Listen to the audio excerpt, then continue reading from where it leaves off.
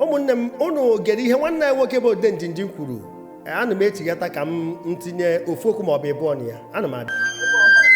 Ọ bụrụ na a na-eri udene nwe anụ kachacha, ọ bụrụ na a na-eri udene bụ anụ ka ụtọ oriri, mana anaghị eri udene eri mpako wee chie udene ahụ maka ndị na-agbara udene ọsọ. Buru ozi ma ziarụ m onye Igbo ọbụla siri na Igbo be anyị na Amerịka, jenụọ nwaanyị na Amerịka, mụọ nwa na Amerịka, zirueru nye ozi si n'ọbụ Odejimjim n'ọmụ ziri m ozi, zirueru m ozi inwe nwanne na Amerịka tụgharị ya vidio nwa ka ọ ga-eye, inwe nwanne na Amerịka tụgharụ nya ka ọ ga-eye na iwe na-ewe m, obi adịghị m nwa, adịrị egbue m. Ịnọla Amerịka na-enene m negharịkwa anya okirikiri gụ.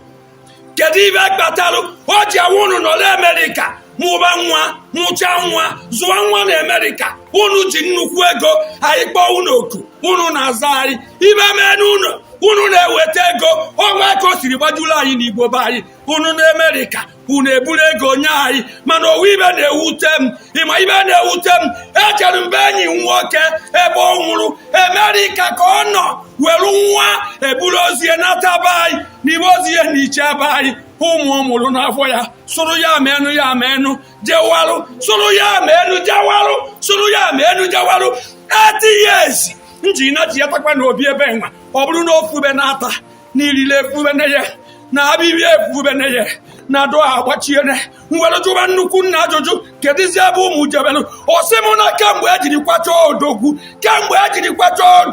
ụmụazị ejewarụ na ya amazighị ụmụazị na ya bụkwụzi ebe na ya eje ga-amaba arịrị na-egbu m. Ịnọla Amerịka ịmụọ nwa zụọ ya na Amerịka, zụọ ya kpọnata ya be anyị ka o were anyị ya nenebe ibe nna ya nwere, nenebe prọpati nna ya mara oke ana. O ji awacha odogwu ahụzi odogwu ọzọ, ọnọchikwa anya odogwu. Ọ bụghị unu mụọ ụmụ atị na unu kpanata ya na be anyị na-ejebe egbu ya, na-ejebe egbube. Unu akparịzi ụmụazị jee Amerịka tọgbọrọ akazie nke ike gwụọ ọkpụkpụ ịnatazie n'ụlọ ọrụzie mgbe a chọzielu gị iwe odogwu abụ ya. Ụmụazị zụrụ na Amerịka, inyere nri na Amerịka, too na Amerịka. Kedu ka ba ji etinataba anyị na nwa nwụta? Ọ ya bụ na odogwu na-agba nwa obi ya agbachie, odogwu nwa obi ya agbachie, ogbu ọja kpọm n'ọrịa udo. Zibanụ m ụmụ Igbo ndị jara Amerịka siba n'ọkwa mba ka m na-agwa okwu a. Ama na ba adịghị ndigo moto bim, ama na ba adịghị ndigo mechini bim, mana ziri ọrụ m ozi siba n'iwe na-ewe m, n'obi adịghị m mma. Onye nwa ya gụọ akwụkwọ na Amerịka, okpọnata ya be anyị ka nwa a mụrụ n'afọ ka a marụba odogwu. Ọ na-awụzi onye si Igbo be anyị jebe Amerịka. Ndị nna di ndị badiwo nkụrụ ha enwebe aṅụrị maka mama na oru ebe ahụ ọnụọ nwaanyị nwa ụmụazị pasụrụ ya menụ jewarụ ụbọchị eji achọzie ya abụghị ya. Ndị ọba dị nkọrọ pagụchi obi zọrọ ọkana, ọ bụrụzie na odogwu nọchalụ ndụ n'ụwa nazie onweghị onye mechiri anya odogwu arịrị na-egbu m. Zialụ m ozi onye nwere ntị ka ọ nụrụ ya. Ndị jere Amerịka, onye nọkwa aka oge anọ ọkpọnatasị ụmụazị ụlọ ka babube nna bụba odogwu. Nya ka m na-akụrụ ekwu ya tukenyenụ m Odejimjim. Ọkwụ na anụghị ife ọkọwa mbụ nwanna nwoke o nyere ndụmọdụ pụrụ iche maka ụmụnne anyị nọ na mba. Ọ bụrụ ofu okwu a m na-ekwu oge ncha mpụta anụ m eti na-agba akpọ nna akụ anụ m agba a sịkwana na ọ bụrụ ya pọshọn na-eme mme ya, ọtụtụ na-emekwa ya na-amaghọzi ama ahụ. Mana ife chọrọ ịjụ bụ kedu ife ya akọrọ ụmụ gị, ka ife a ya ekwu maka gị na future generation ma ọ na ibicha na ụmụ gị amarọ be nna ha, amarọ ntọ na ana ha, amarọ ebe isi ha, amarọ ikwu ha, amarọ ibe. Kedu ife a ya akọ maka gị? anyị afụta gị as a good parents. Kedu ife anyị ekwu maka gị maka ọ dị ifere? Ekwekwana ka ọkụ anyụnara gị n'aka, ejekwana ka ndị Igbo jere na panya wee tọ na panya. Maka ọtụtụ ndị Igbo amụrụ na panya na 80s, ọtụtụ anataghịzikwa n'Igbo. Ha so otu awụfuo na mba, enwere ozi trace, enwere agbụrụ agụnyere ha. Maka dibịa ọnwụ na-akụchara nsi obu na akpa bụrụ n'ofeke, amansikarị ikwu ọgwụ ọ bụrụ ije ofeke, akụ ga atọkwana na mba, maka ọ dị mwute, ọ ife ifere ka ọ bụ. a sị na agwacha onye isi ife niile ada agwa ya ka ya na nwunye ya si eje were ana. Ọ bụrụ ife ọna ka m ma agwachazi gị maka ama m na iburu ofeke maka ọsọ ofeke bụ onye amara mgbe ekere nkụ ụkwa. Kedu ihe m na-akọwa? Nwanne anyị nwoke si onye ọbụla wenata akụnụba ya ụlọ kpọnata na ụmụazị ụlọ nee ya. Onye ka m ji etiri mkpu maka Lion Business Park. A na-eti mkpu oge ncha. Enwe na another set of promo maka December, Christmas and the New Year. Onye maka abara kịta maka ndị nwere isi ọma. Lion Business Park ebe a na-eti mkpu oge ncha. Ebe enwe 2,000 hectares of land na Night Mile na Enugu State, 1 pole from Express. Ebe a na-achọ ime ihe dị egwu na South East. Or a city, a microcosm of heaven, a miniature. Or ife a na-achọ ịrụ ebe a 2,000 hectares of land.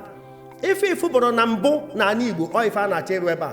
Ị ma na enwere ebe nwere 5-star hotel na Ndi Igbo. Ọtụtụ họteelụ na-afụ na-agba n'elu, ụfọdụ 3 stars.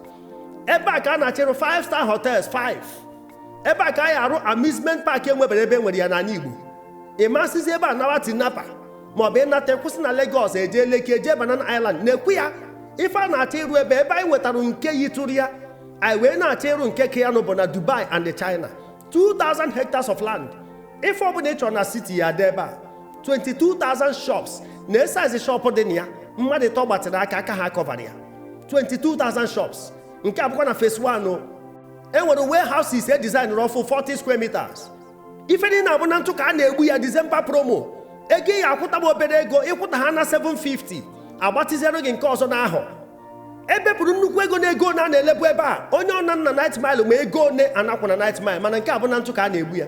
Ebe a ka anyị enwe international school, ebe a ka anyị enwe world class hospital, every equipment a chọrọ ya dị na ya ma heart surgery ma kidney transplant, mention them. Ebe a ka ọ ya dị. Lion Business Park. O nwee ebe a na-akpọ Lion Square, ebe a ya dị enwe night life, international market mechie. Ebe a ya eghe 24 hours. Ada ekwu central security camera na concrete roads. Ife a na-achọ iru ebe a dị egwu factories and the warehouses. Ife niile a ya dị ebe a 2,000 hectares of land. Anyị enwe tennis court. Enwere residential estate obidogo na ya ka a na-eme clearing ya. Enwere ụzọ ịtọ esi abanye ebe a n'akụkụ RCC yard. Ife a dị nso na toll gate Night Mile. Just very close to toll gate Night Mile. Esi amabiri were isi aba ya. This access road awara ọfụ na ya signpost ya Lion Business Park esi ya were abịa 1 pole from Express. The best water enwe na the whole Nigeria bụ na Night Mile ka enwere ya. Ada aka akọ mmiri ebe ahụ. Onya ka akwara fa mbaka na Nigerian brewery were isi ji wee site ya their factories there. Kedu ife ị ka na-eche? Nekwa December promo ya na nke New Year. Kedu ife ị na-eche? Estate a na-achọ iru ebe a bụ second to none. Iro gachara n'every building. Nwere ife dị ka na building m nọ n'azụ, ụlọ m nọ n'azụ. Ọ dị 3 structures anyị arụ ebe a: bungalow, duplex and a block of flats. A na-egbu ya na ntụ. Gọvanọ Peter Mba wee mekwuo nke ka nke wee kpọta German Consul General ha wee bịa ebe a kwuo na ndị Germany enwetago their second base na Lagos adịghị overpopulated. N'ebe anyị na ha nọ ha sị na ha ya ebute so many factories ebe a. Agwaghị the kind of electricity supply ya dị ebe a all 24 hours. Road networks ya dị egwu, no concrete road. Traffic light ya adịgasị n'ime ebe a ya dị egwu. Fire service, shopping mall, exhibition center. Every factory n'ebe a product ha ya arụ ya enwe sample. Ịpụta nene ya ijezie na factory ebe a na-arụ ya arụ ọrụ gị ya. Nke kachasị nke kpunyere ha ncha niile okpu na ebe a free trade zone. Ihe eme import and export. Containers agbara ebe a baja ụfọdụ arụcha na warehouse na-eme offload. Ịtụ afịa ọbata na one port ma na papa anyị ebunati ebe a as far as ị nwere structure ebe as a member of the park.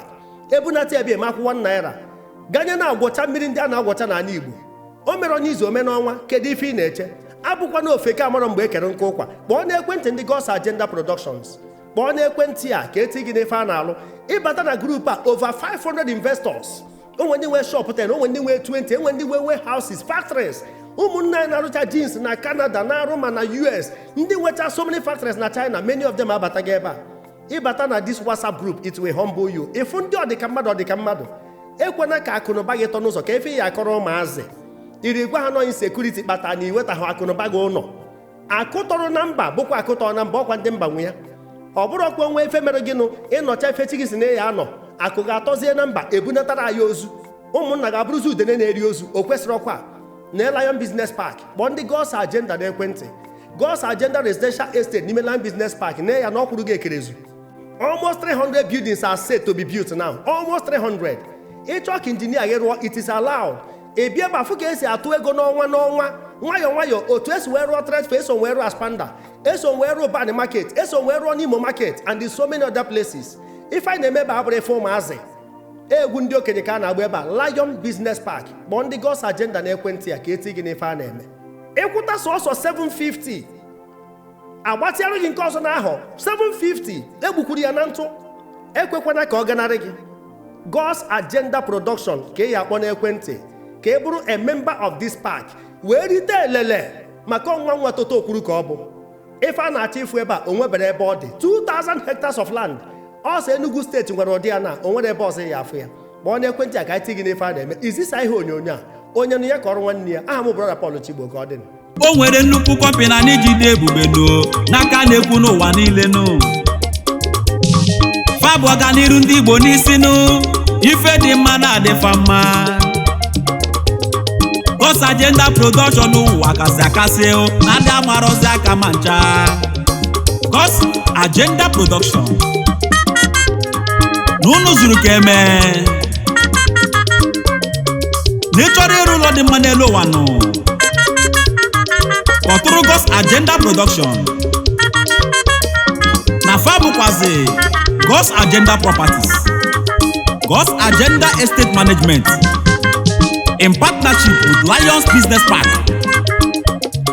God's Agenda Cosmetics Business, Indomani Jejemba, God's Agenda Foundation,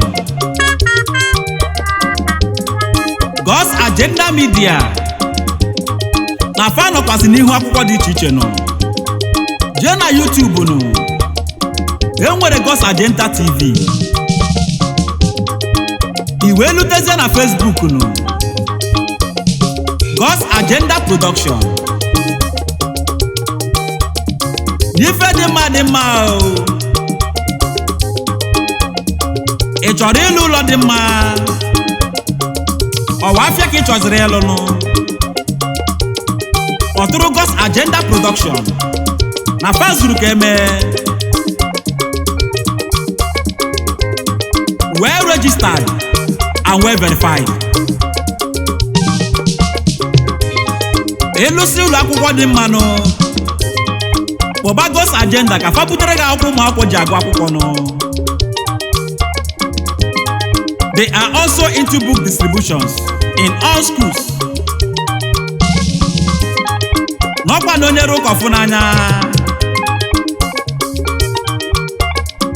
ọ bụ na ị chọrọ ịrụ ebe obibi ụlọ dị mma ka ngwa gị ndị ga-akpọ God's Agenda Production. Ọ bụ afịa ka ị chọrọ ịlụ chọba God's Agenda na fa na-eme ọfụma God's Agenda Production. Afịa ọma na-ere onwe ya ndị God's Agenda unu zuru ka eme God's Agenda Production. Ife ọ bụ na ị chọrọ ime ọtụwa God's Agenda na fa na-eme ọfụma God's Agenda Production. Maka na ife agbanaka n'elu ụwa na ojokwu igogbele ya God's Agenda ndị ọma God's Agenda Production.